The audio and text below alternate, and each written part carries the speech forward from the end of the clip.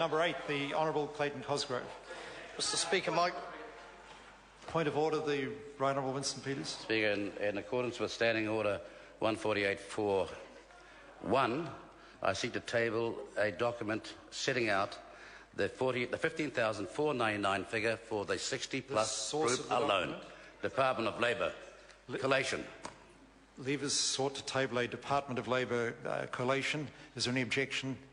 There is no objection. Question number 8, the Honourable Clayton Cosgrove.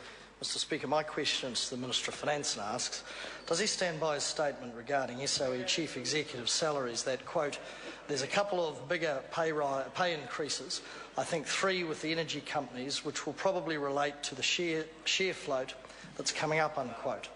If so, does he support the $451,873 pay increase for the Chief Executive of Mighty River Power, whose pay is increasing from $1,317,469 to $1,769,342?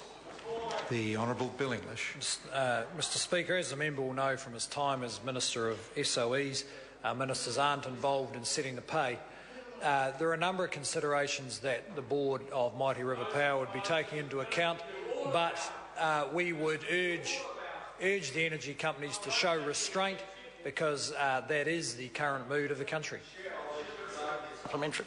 The Honourable Clayton Cosgrove. The Minister, is he aware that since Contact Energy was privatised, remuneration for the board increased from $385,000 to $1,008,000? And if so, what guarantees can he give New Zealanders that the same thing will not occur on the boards of Mighty River Power, Genesis Power and Meridian Energy after they're sold off? The Honourable Bill English. Speaker, I wasn't aware of that. The Honourable Clayton Cosgrove. Supplementary.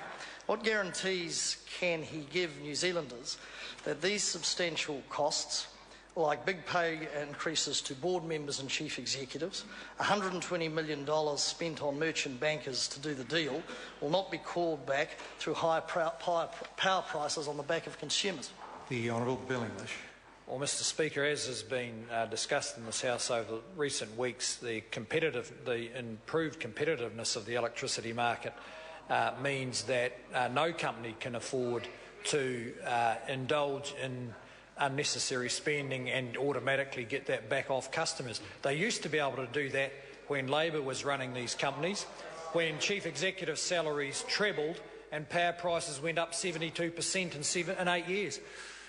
The Honourable Clayton Cosgrove. The Minister, given that he has stated that the sale of state-owned assets is all about, quote, reducing debt, unquote, why is his government doing everything it can to reduce the amount it will receive from the sales through the issuing of free loyalty bonus shares and the setting aside of additional shares for the settlement of treaty claims, not to mention big pay rises for chief executives and boards et al?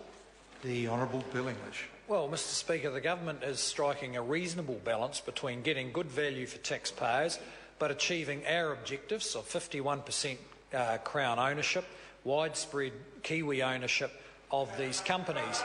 Now, if the member, I notice the member is increasingly agreeing with the policy because now his party has promised not to buy these companies back.